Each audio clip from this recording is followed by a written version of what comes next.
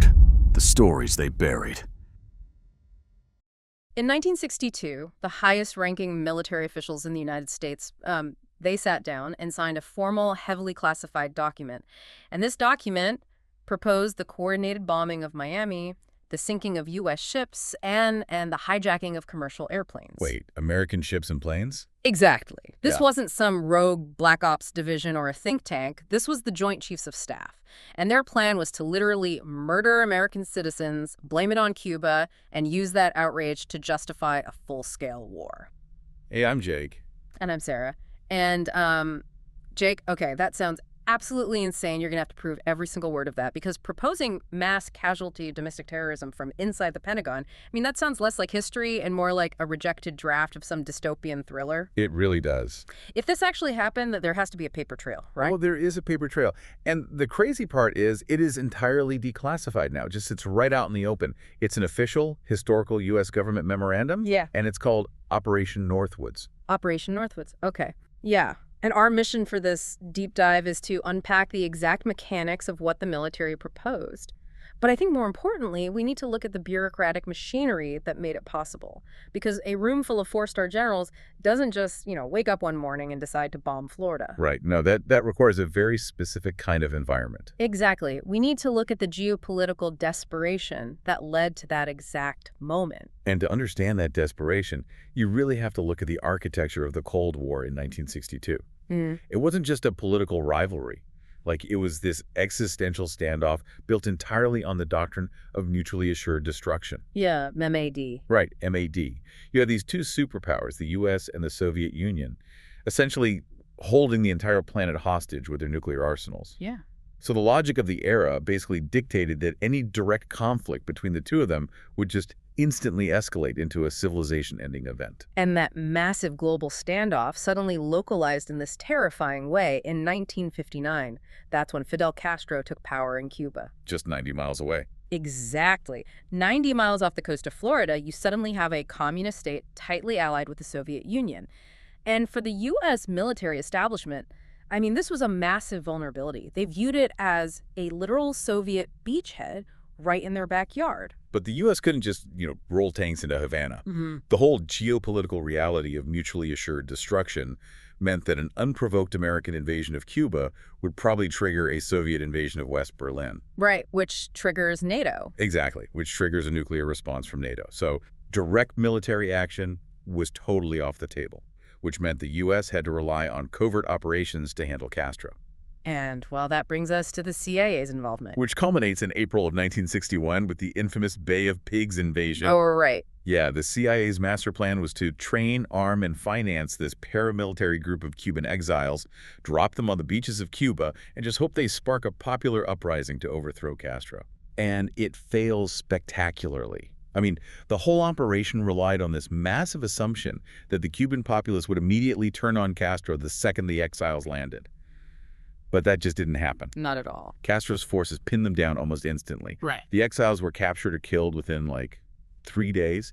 And the entire operation became this glaring, undeniable humiliation for the United States on the global stage. And it profoundly humiliated President John F. Kennedy, who, keep in mind, had only been in office for a few months at this point. Right, he was the new guy. Yeah, and he looked incredibly weak and disorganized. But the failure at the Bay of Pigs also created this massive structural rift between the Kennedy administration and the military brass. Because the military hated the CIA's covert stuff. Exactly. The Joint Chiefs of Staff, who specialized in conventional warfare, tanks, infantry, overwhelming force, they just sat there and watched the CIA bungle this covert operation, and their frustration just boiled over. They honestly believed they could take Cuba in a matter of days if Kennedy would just unleash them. Which leads us to Operation Mongoose. Because after the Bay of Pigs, Kennedy is still super desperate to remove Castro, but he still can't risk a conventional war. Right. So he authorizes Mongoose, which is essentially this aggressive campaign of sabotage, psychological warfare, and targeted assassination. And it's managed jointly by the CIA and the Department of Defense. But Mongoose, it devolved into something genuinely absurd. It really did. The assassination plots they engineered read like Saturday morning cartoons. I mean, the CIA's Technical Services Division literally tried to engineer a diving suit that was contaminated with a lethal fungus just because Castro was an avid scuba diver. A lethal fungus. You can't make this up. It gets better. When that didn't work, they moved on to developing an exploding cigar. Oh my God. Yeah. Then they tried a poisoned pen. They even, and I love this one, they looked into placing explosives inside a brightly painted seashell in an area where he liked to dive, just hoping you would see it and pick it up.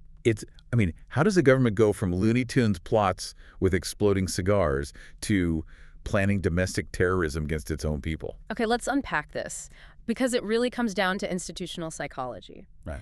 When you exhaust every covert option, when your poisoned wetsuits and exploding seashells fail to eliminate the target, the institution doesn't just throw up its hands and give up. Right. They pivot. Exactly, regroups. It looks for a new mechanism to achieve its objective.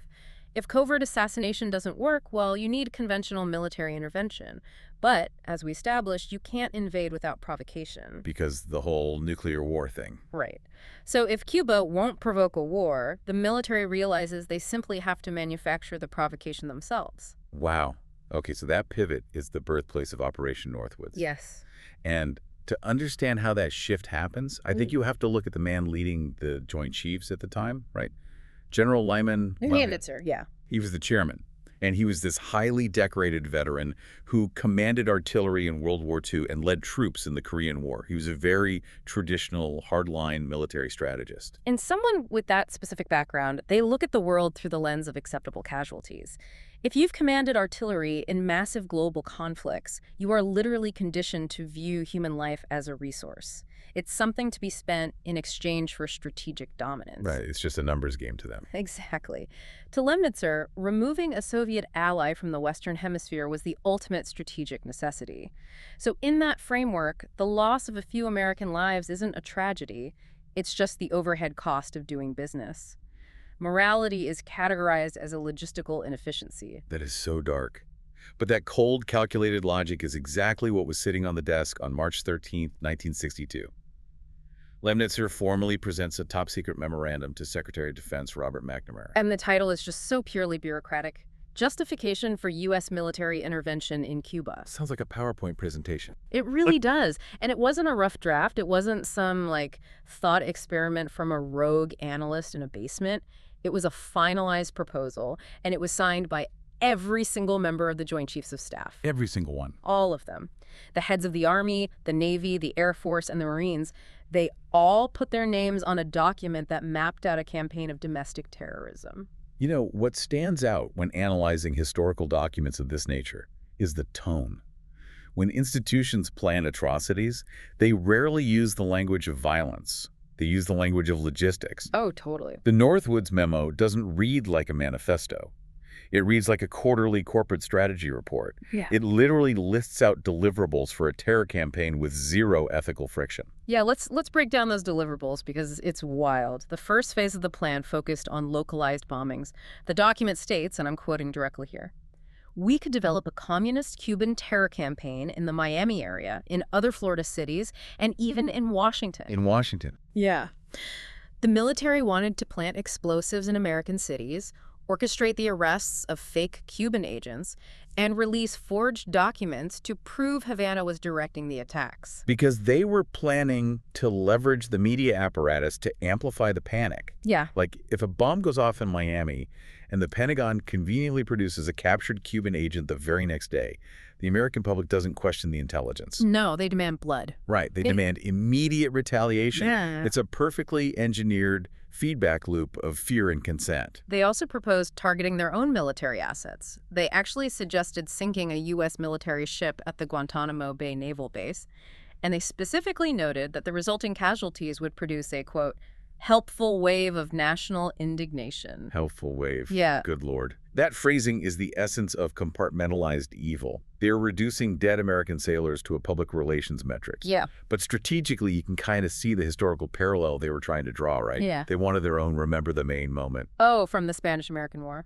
Exactly. Yeah. The sinking of the USS Maine in Havana Harbor in 1898, which is what precipitated that war, they were trying to artificially recreate a historical catalyst. That makes total sense. But the proposals go beyond just military targets, and this is where the document reaches its absolute darkest point. They proposed attacking boats carrying Cuban refugees who were fleeing Castro's regime across the Florida Straits. Wait, they were going to kill the refugees? The same people they supposedly wanted to liberate? Yes. The Joint Chiefs actually suggested they could sink a boatload of refugees, real or simulated, and blame it on Cuban patrol boats. That specific proposal is it's staggering. Because of the layers of cognitive dissonance it requires. The entire stated justification for wanting to invade Cuba in the first place was to liberate the Cuban people from a communist dictatorship. Right. Yet their proposed opening move was to murder the very refugees who were risking their lives to escape that dictator. It just reveals that the whole ideological framing of liberation was purely performative. The refugees were politically useful alive as symbols of communist oppression, but the Joint Chiefs calculated they were exponentially more useful dead, as a pretext for war. The narrative was the only thing that mattered to them. But as chilling as sinking refugee boats is, the Northwoods document contained one proposal that was vastly more elaborate. The plane thing. Yes. It was a meticulously detailed plan to simulate the shoot-down of a civilian passenger plane. And Sarah, the mechanics they drafted for this are honestly a masterclass in bureaucratic misdirection. What's fascinating here is this is the drone swap, right? And logically, pulling off a false flag of this scale in 1962 requires an incredibly precise manipulation of the era's technology, specifically radar and aviation tracking. Exactly. Let me walk you through the step-by-step logistics exactly as they laid it out. First, they take a U.S. military aircraft at Eglin Air Force Base in Florida, and they paint it to look identical to a commercial airliner. Next, they fabricate an entire phantom flight manifest. They create fake identities, book them on this supposedly civilian charter flight, and then load the painted plane with carefully selected military personnel who are just acting as the passengers. So the plane takes off from Florida, squawking as a normal civilian flight. But to fabricate a shoot-down without actually killing a plane full of their own people, they have to introduce a decoy. Right. While the fake passenger plane is up in the air, an unmanned drone, a perfectly identical aircraft, takes off from a secret runway. The two planes rendezvous mid-flight over the ocean. Like right next to each other. Right. And at that exact moment, the real plane drops its altitude entirely. It flies under the radar to secretly land back at an airbase where the personnel are offloaded. While the drone just keeps going. Exactly. The drone adopts the altitude and the flight path of the original plane and just continues toward Cuba. The logistical feasibility of this relies entirely on the limitations of 1962 air traffic control. Yeah. Because civilian radar back then was primarily just primary radar. It wasn't very advanced. Not at all. It didn't read complex data, it just bounced a radio wave off a metallic object and registered a little blip on a screen. So the operator on the ground is just watching a glowing dot. When the two identical planes intersect, the radar operator sees two dots merge into one. Okay, I see where this is going. Yeah. When the real plane drops below the radar floor, one dot disappears and the drone continues on as the remaining dot. So to the operator, the flight has just continued completely uninterrupted. It's essentially an aerial sleight-of-hand magic trick. It's weaponized misdirection. So once the drone is safely in Cuban airspace, the final phase begins. The military deliberately blows up the drone remotely, but right before they detonate it, they broadcast these pre-recorded distress signals on international emergency frequencies. Mayday, we are under attack by Cuban MiG fighters. But, I mean, the margin for error here is massive. You are orchestrating a mid-air swap in heavily trafficked airspace. If a commercial pilot or like a civilian boat happens to have visual confirmation of the swap, the entire false flag unravels instantly. That's the crazy part. The fact that the Joint Chiefs were willing to risk the catastrophic domestic fallout of getting caught. It just proves how deeply insulated they felt from any real oversight. They felt insulated because they controlled the narrative aftermath. The Northwoods document explicitly states that after blowing up the drone, the military would publish the fake passenger lists. They literally planned to stage national funerals for victims who never existed. That is sick. They would provide the press with grieving families, likely intelligence assets, just playing the roles of distraught mothers and widows. They were going to weaponize the empathy of the American public. Because they understood a fundamental truth about human nature and media consumption. If you put coffins and crying families on the evening news, public grief completely bypasses critical thinking. Nobody's checking radar data. Exactly. The public wouldn't ask to see the radar data or question the metallurgy of the wreckage. They would simply demand vengeance. It's the total manipulation of reality to engineer consent for a war. And this blueprint for psychological warfare and domestic terrorism is drafted, finalized, and signed. It moves up the chain of command. Secretary of Defense McNamara takes the Operation Northwoods memo and walks it right into the Oval Office to present it to President Kennedy. And this is the ultimate stress test of the American executive structure. The military apparatus has generated a perfectly optimized plan for mass violence. And it all hinges on the civilian oversight mechanism at the top. And thankfully, that mechanism holds. Kennedy shuts it down completely. Now, we don't have a verbatim transcript of the conversation in that room, but the historical record of his actions immediately following the meeting is definitive. He flatly rejects Operation Northwoods. Which proves that the structural safeguard functioned exactly as designed. The military proposed it, the civilian leadership vetoed it. But the aftermath of that veto is where we really see how power protects itself. Oh, yeah. Think about it. If the chairman of the Joint Chiefs hands the president a proposal to orchestrate terrorism against American citizens, the logical consequence is a court-martial. It's an indictment for treason. But that isn't what happens. Kennedy removes General Lemnitzer as chairman of the Joint Chiefs, sure, but Lemnitzer faces no trial. Nothing. He faces no congressional inquiry. The press is never briefed on the Northwoods memo.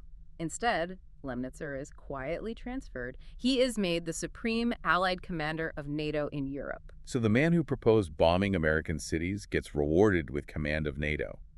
That's not punishment. That's relocation. Welcome to how power works. You don't get fired. You get repositioned. It's just wild.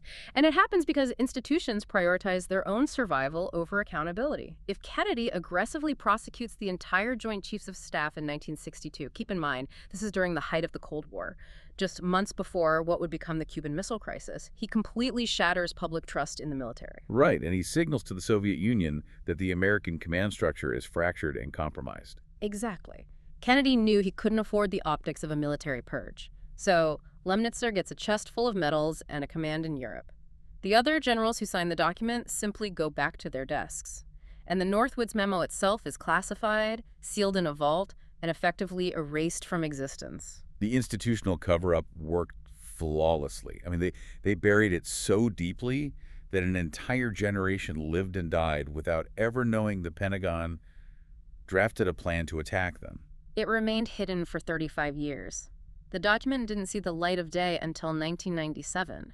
It was finally declassified by the Assassination Records Review Board. The ARRB, right? Yeah, which was a congressional commission created in the 1990s to review and release classified files related to the Kennedy administration. It's a profound irony, really, that the document wasn't released out of some grand gesture of government transparency. It was merely a byproduct of a massive, legally mandated document dump decades after the fact. Even then, it sat largely unnoticed in the archives until 2001.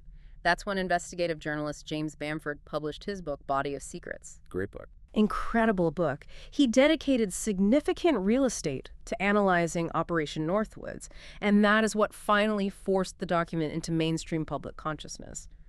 Today, it sits digitized in the National Security Archive at George Washington University. There is no debate about its authenticity. The government fully acknowledges it is real. You know, the reality of Operation Northwoods leaves us with an incredibly uncomfortable question. The entire sprawling bureaucracy of the Pentagon, the intelligence officers, the logistics planners, the Joint Chiefs themselves, they were all perfectly willing to execute this campaign. The machine was primed and ready. Ready to go. And it was halted by a single individual sitting in the Oval Office. What happens to a country when the person sitting at the top of that machine looks at a proposal like Northwoods, and instead of saying no, they say yes? It's the ultimate vulnerability of any system. Bureaucracies don't possess a moral compass. They only possess momentum. And we only know about the momentum of Operation Northwoods because the government eventually authorized its declassification. They curated what we are allowed to see. Right. If a formally signed proposal to bomb American cities and hijack passenger planes is the material they felt comfortable releasing, imagine the documents they determined must remain permanently in the dark. Seriously. If Northwoods is what made it out of the vault, what is still classified? That is the thought we will leave you with for this deep dive. If exploring the cold, bureaucratic reality of historical power structures keeps you up at night, You aren't alone. Definitely not. If you want to keep exploring these historical realities with us, please make sure to subscribe so you never miss our next deep dive. And we really want to hear from you. Drop a comment below and answer that final question. What do you think they're still hiding? We'll see you next time.